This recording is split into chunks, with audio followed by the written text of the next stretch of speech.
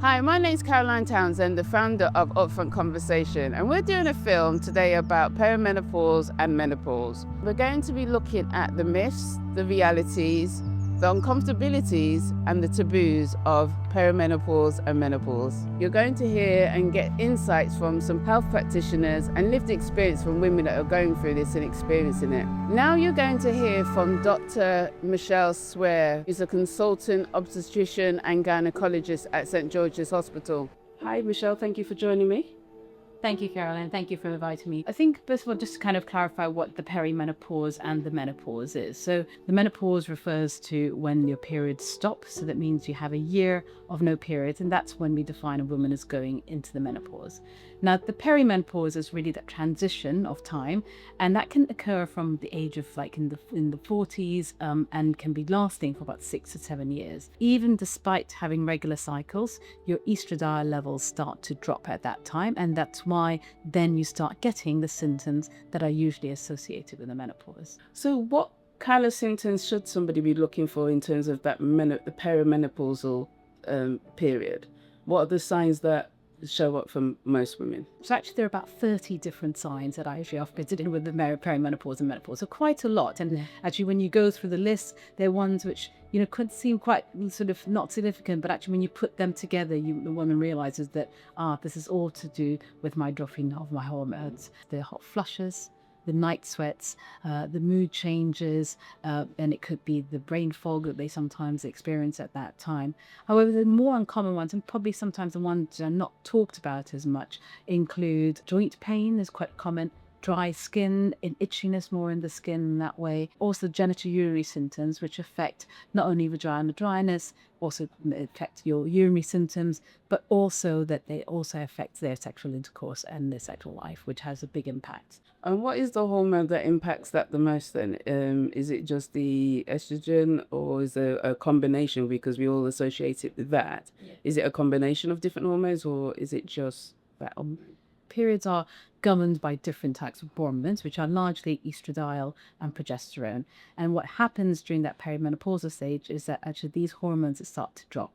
Now, these hormones are really important in dealing with a lot of, or having an effect on a lot of different organs. Okay, so whether or not that's the brain with the hypothalamus and what's called the thermoregulatory, meaning that they help sort of sort out the heat, and that's why you get hot night sweats. They can affect also your neurotransmitters, hence the reason why then you get the brain fog. And they've got like the fat in the body as well, and the way that you actually metabolize. And is there anything to help and support that transition? You do need to go and see someone in order to be able to, that they can take your risk factors, assess what your family history, what your own medical history is, hormone replacement therapy or HRT, which I think probably a lot of women, especially in this day and age, are probably aware about. But besides that, there are non-hormonal alternatives. And exactly as you said, diet actually really plays a big part. Soya actually help out, can actually increase up those estradiol levels, and exercise, making sure that you're not having an increase in weight gain, and also looking at exercise to help with your bone health, then to looking at weight bearing exercises. And another myth, I think, is when you're in that stage, everyone says you need to have a high protein diet. Is that correct? I would say actually just having a balanced diet is really an important thing, because after all, overall, that's what you really want to be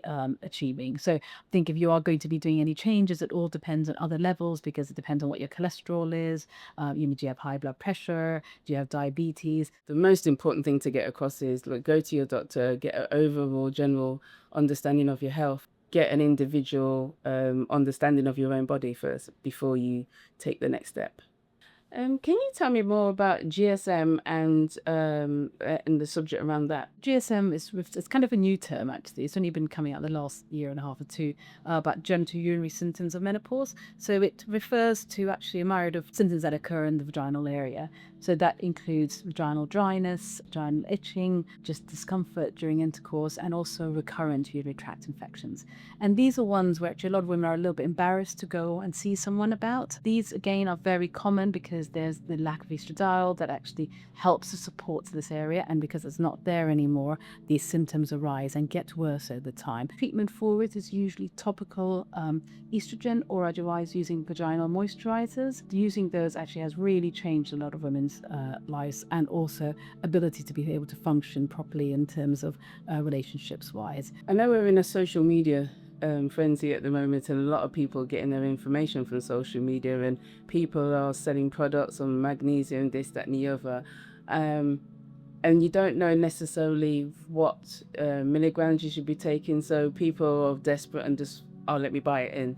Is there a certain level of milligrams that we should be taking in, like magnesium and things like that, or should we just stay away from the TikTok shops that people are selling deals and going in a different direction? Because I think people are getting to that point like, oh, they're being swamped with information, but not necessarily the right information or the right product for themselves. It's really hard because, you know, there is just so much out there. I think it's just looking at the basically, if you're going to buy anything, just looking at the actual product itself to make sure it is the right product, because, you know, they may say magnesium, but actually there's lots of different types of magnesium. Magnesium comes in various different forms. So if you, and it helps for different reasons. For example, I think magnesium citrate helps out with more sort of restless legs, while magnesium glycinate is the one more for sleep wise. So it's very specific as to what you need to just have them that way. So again, probably talking to a health professional might just be easier in that way, between 800 to 1,000 milligrams, again, as long as you kind of tolerate it as such. Then, is there anything else that you feel that women should know, or anything I've missed off from my questions that you think is a common question that you have in your practice? How it affects for maybe women who are working, and in terms of in their workplace, and being able to advocate for themselves so in the workplace about having adjustments made to their workplace with menopause. There are a lot of organizations now that are having menopause champions, so I think it's really important that they are able to access if they need it. So for example, if you know, they're going to hot flushes, making sure that they've got like places where their temperatures can be sort of adjusted in that way, maybe looking at flexible working hours, especially if they're having problems with sleep, and also with the brain fog, that, you know, they're going to give it a bit more time just to kind of adjust in terms of needing for concentration, or in terms of how much meetings other they can actually deal with that time. I think it's accepted that, you know, it's starting to get accepted that these are things that a woman is transitioning through, and it's really important to help support her as she goes through that transition. So, you know, it's not only about going to see the GP. I think if you're really struggling at work and you are seeking support in terms of that way, that your workplace gives you that support. I think a lot of people, maybe also a lot of women, maybe have relationships and have a family. And how would you say it's best to explain to a partner what's going on for them? Because I guess some men will just think, oh, you know, whatever, or you just be moany or whatever. But I think it would help if we could help women to explain what's going on for them, to explain to their partner, or maybe even the children in the household, because it might change for them. Yeah. You know, not to be ashamed that these are symptoms that you're going through, but to explain that there is most likely a physiological reason for the reason that all of a sudden, you know, mom's becoming more erratic with her behavior, or it could be also that, you know, you're just being more tired, you're just having, you know, unable to sleep so well. So I think or even the low libido that may be encountered there. So I think it is really important, I think, for that person to have that that discussion and say, this is a transition that I'm going through. I don't know how long it's going to last for. At the moment, I'd like you to support me, but at the same time, also I would like to go and help and get some support. Will you help me in achieving that? Thank you, Michelle. You've answered a lot of my questions. So I just want to thank you for your time. Thank you for inviting me over here today. Now you're going to hear from Dr. Merlin Harris, who's a health practitioner who's been practicing for over 42 years in everything natural. And she'll be telling us how we can make that clean, smooth transition from perimenopause to menopause. Well, I'm a naturopathic doctor. I'm not a medical doctor, even though my background is medical, because I did nursing when I was 20. That stage when we either want to have a family and nothing's happening, and all our friends have had children, and so we're thinking, oh, what's wrong with me? Or you're having such heavy periods that you've got these massive clots and you're wondering what's going on there. Or sometimes you're just having a spotting of a period and you're listening to other friends saying, oh, you know, what they're having, and then you start to think, oh, what's going on? Your mother might then, or you might then go to the doctor, and that's when you're going to hear the word hormones. What is the number one thing that makes our hormones become out of whack? So for me, the key signs of the imbalance starts a lot with sometimes people just feeling fatigue.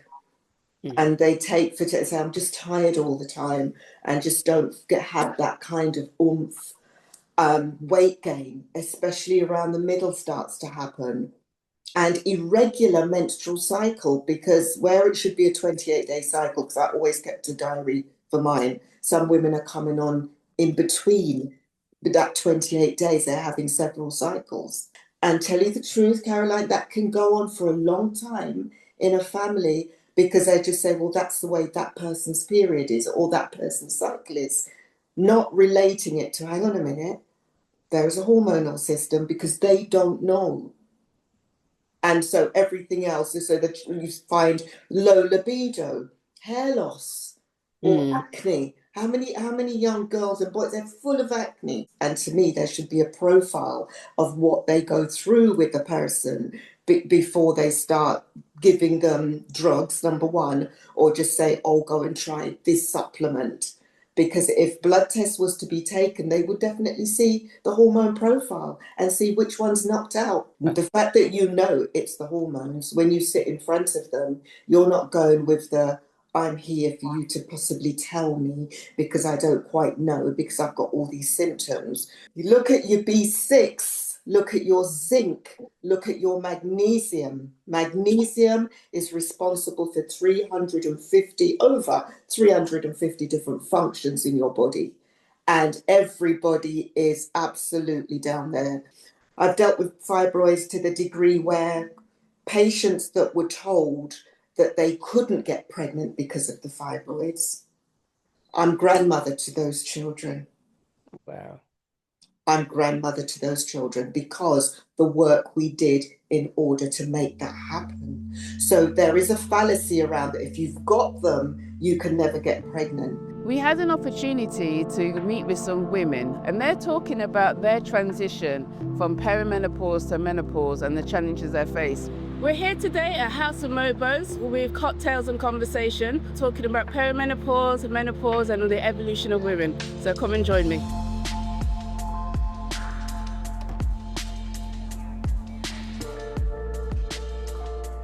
As a young person, I was normal flow, and then got to a certain age and I'm like, what the hell's going on here? Yeah. And then had that heavy flow. Then I discovered it was fibroids.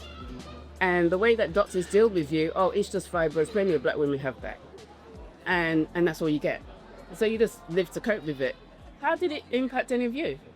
I mean, growing up at home, to be honest, I didn't really have that many problems. Having periods, it wasn't really, apart from the pain, the standard pains that you go through. Suffer it, take paracetamol or Feminax was the better one.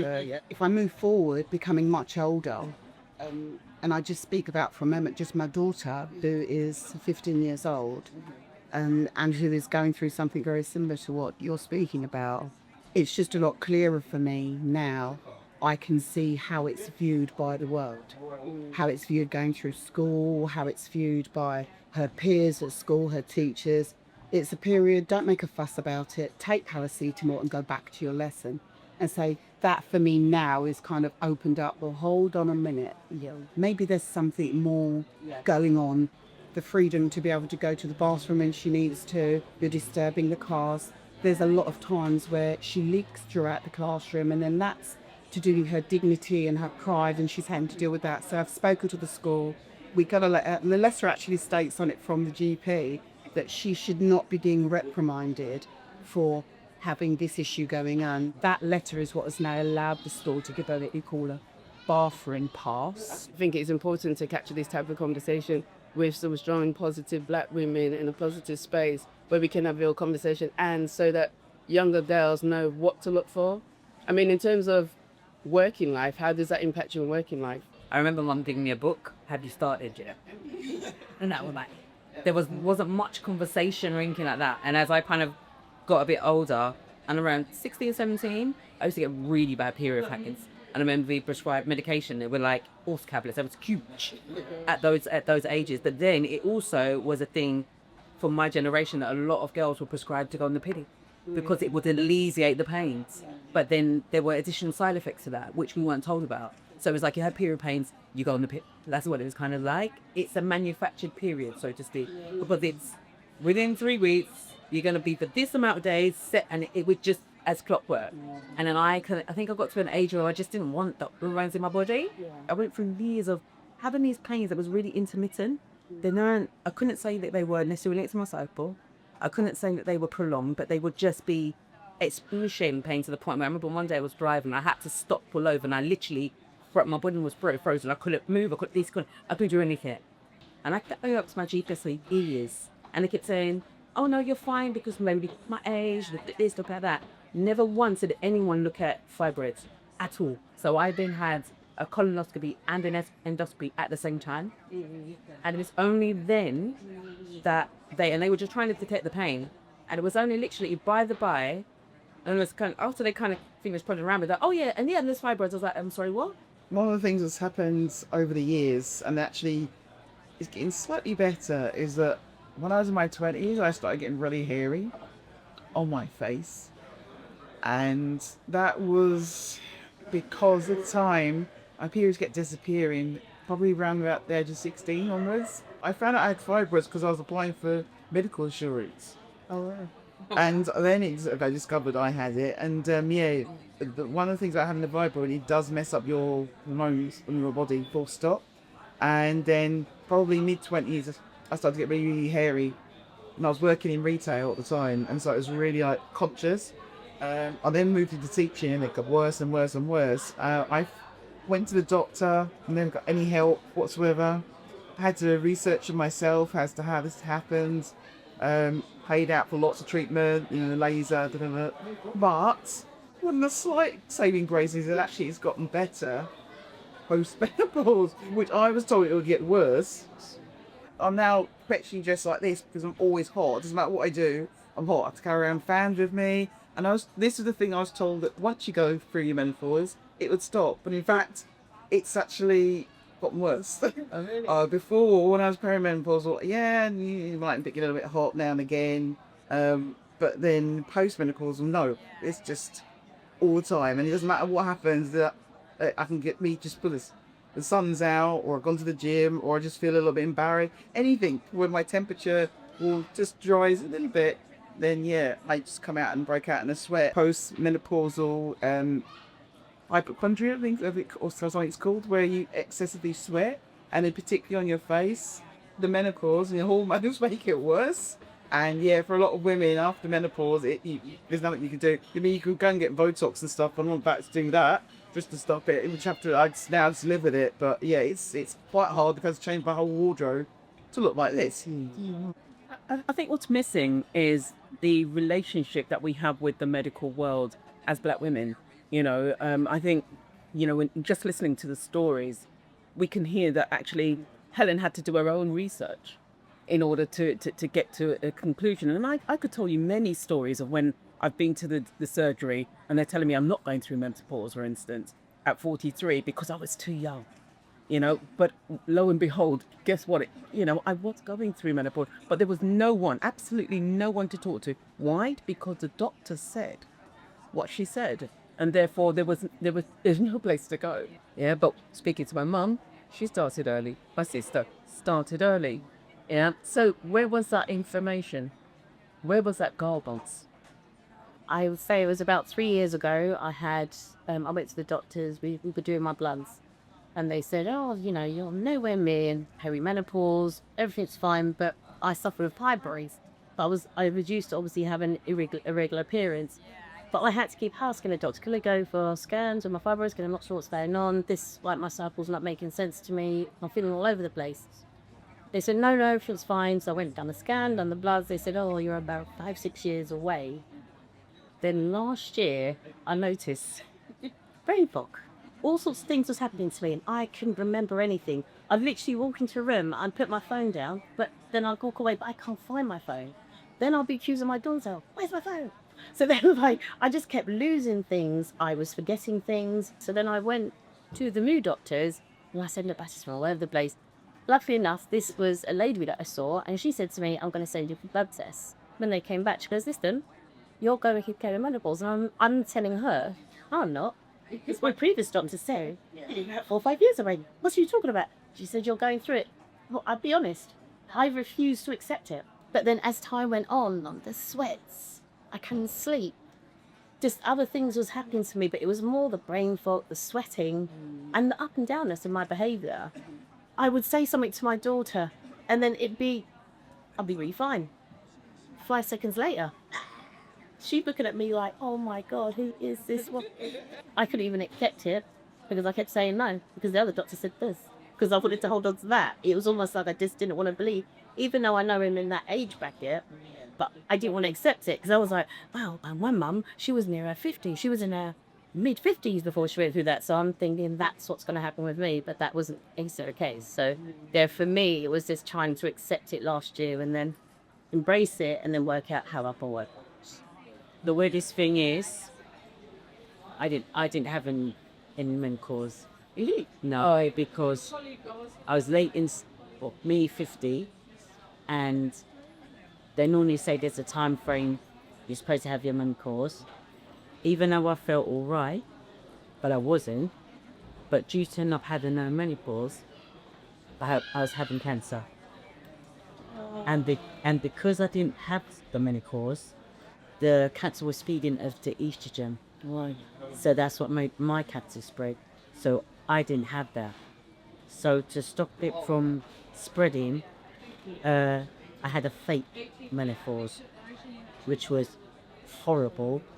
Yeah. So I always think when they say there's a time frame, I don't believe in it. Because whatever happened, happened. Yeah. My friend had menopause, but she was in her early 30s, so she couldn't have any kids. But when it came to me now, I never had it. So they had to induce the menopause to stop the cancer from spreading. And in comparing that with your friends, was it more aggressive? Yeah, it was horrible. It just got that you was on fire because they'd done it so intense to stop it from spreading. So when they say time frame, yeah, now I forget things sometimes. But I don't know if there's a time frame in front of your feet. You just have to, like you said, you feel different, you research it. But the difference with me, I didn't. And it's only having a conversation with one of my friends, who they got pregnant by mistake. That's how they found out they had the cancer. For me, it started with the doctor, and I've just been hearing that around the table, the doctor. And I went to the doctors and I was having really severe shooting pains up my leg, both legs. And he asked a number of different questions. I'd already been before. Could I possibly be? No. The readings coming back is, your blood is fine. The count is really high, it's fine.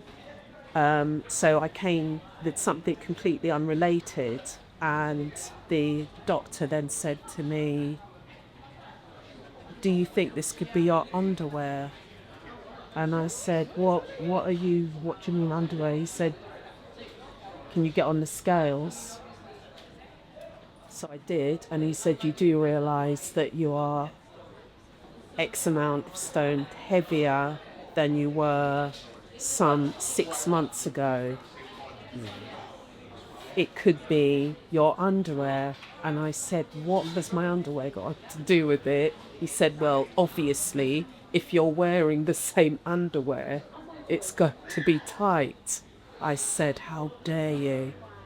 How dare you? I went into the car and I started to cry. And my sister said, well, first of all, he's done the math wrong. It isn't quite as bad, but yes, you have put on more weight, and go and get measured and think this could be perimenopause with the weight gain. And the point that I make to this is I did go and get, the first thing I did was go to Rigby and Peller. I said, I think I'm around a B, but put on a little weight. So I could be a C now. And she said, oh, madam, I think you're more like a G. I said, I don't think so. I don't think so. And she said, okay, we'll try. And she had the G cup. She just hung it there, and we went up incrementally from C, double C. She took me all the way through. I think their experience, they must know this. And then we got to the G. So I said, right, okay. And I just cried in front of that mirror. I must say, it did look impressive, but that was a bit high. With the right bra, it does make a difference. Yeah. I'm a stylist, I can say that. But I cried, and she was lovely. She said, you do realise, Maddy, people would pay very good money for you. And I went home and I thought, this is very, very strange. Within a very short space of time, this weight has crept up, and I looked at myself for the first time. And then obviously I had to go and get that pair of jeans that I hadn't worn for a year, and they didn't go past the knees. Then I had to go and get that top, and then that wouldn't go past the elbow.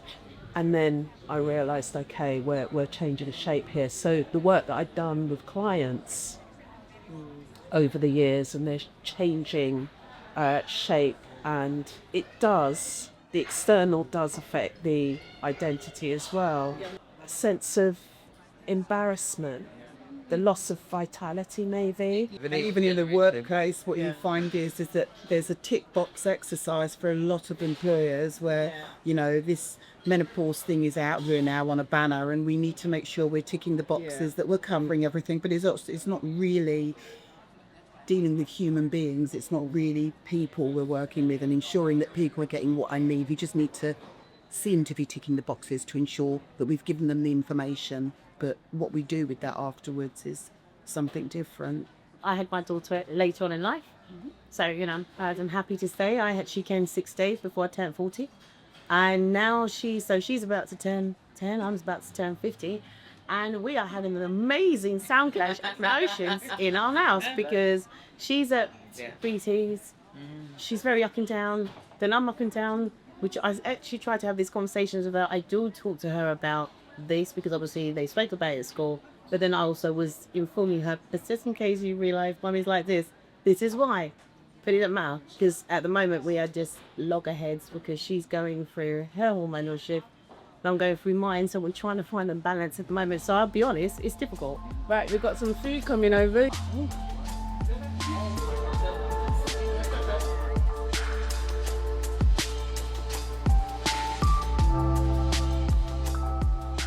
To this day, when my mum talks about period, she says it at the side of her mouth.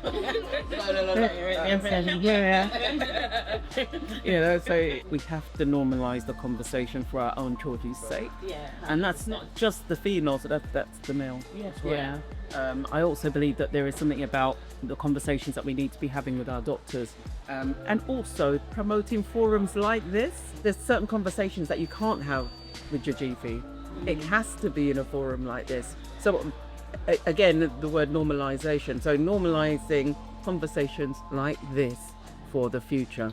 That would be my ask. We've got some lovely food here, so we're gonna get eating and so forth. I just want to thank everybody, coming today, catching up as we do, and talking about our stuff and, sharing. And I've learned so much today. You're going to see some snippets from the online conference that took place early this year, Fantabulous Unmuted, The Hormone Truth. Access to healthcare and getting referred sooner rather than later. It may affect your work. It may reduce your time going into work. It might show up in your sick leave, and then you're having an issue with your workplace about that. And also it's your identity as well, and your dignity. 3.7 times black women in the UK are likely to die in childbirth compared to white women. I'm Shadow Cabinet for Adult Social Care and Health. I would say too often women's health conversations are clinical before they're human. And today I would love to sort of have that conversation in regards to how will these forums happening on a regular basis? I remember being told I was too young to go through the menopause at 41. only to go through the menopause at 41, you know, and I believe that, and also I know that my community believes that Black women are seen as as strong vessels that don't go through the same as everybody else. I came to Croydon to be a teacher. I've had 2 little girls here, and I'm now running to be mayor of Croydon. As a mum and someone who had my 2 little girls at Croydon University Hospital, like it is perhaps the biggest moment in our lives as women, I think, in many ways, that moment of childbirth. And to have those figures up on the screen, Caroline, about the maternal inequalities is devastating. You know, all our children are born innocent, whatever their skin colour, and the idea that they're twice as likely to lose their life in the first year is unacceptable to me and to all of us. Mental health issues, including suicide and substance misuse, are the leading cause of maternal death in the UK within the first year after birth. Black women face unique barriers to diagnosis, support, and quality treatment. If the system worked as well for Black mothers as it does for white mothers, what would look different? Obviously, it can especially change things like hair texture, the oil production on your skin, pigmentation, and sometimes how the makeup can sit on your skin as well. This is because your skin tends to lose about 30% of its collagen, and hair can become drier and more fragile. Even despite having hot flushes and sweats, the result of that can actually lead to your skin being drier. Products that worked for you for years, your whole life, they might suddenly stop working. And that's not failure, that's just your body changing and adapting. Hormones affect and influence shape, temperature and skin and comfort, as I'm sure Jemima has covered. And your style can support, not necessarily does it always have to fight those changes. I am the CEO of Elite Midwifery Services. In my opinion, no woman should be dying in this day and age in pregnancy. It should not be heard of. We have good news. We have Elite Midwifery Services that will give you more than what the NHS is giving you as a Black woman. We will work alongside them. We will then allocate you what we call a pregnancy companion.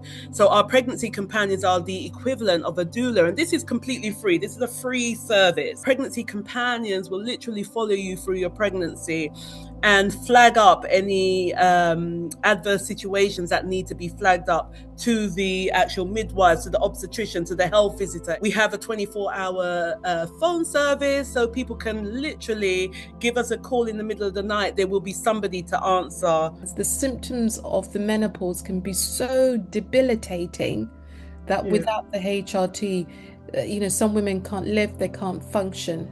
So you need to balance the HRT, because the estrogen and the progesterone are triggers for endometriosis and are triggers for fibroid growth.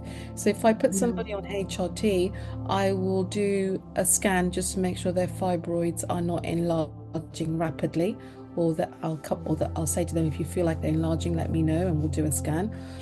The endometriosis is a really difficult balance, but most of us who prescribe HRT will prescribe you the lowest dose of estrogen and progesterone to manage your menopausal symptoms, and then that shouldn't trigger off your endometriosis. Early intervention is really key to changing the narrative and getting better outcomes.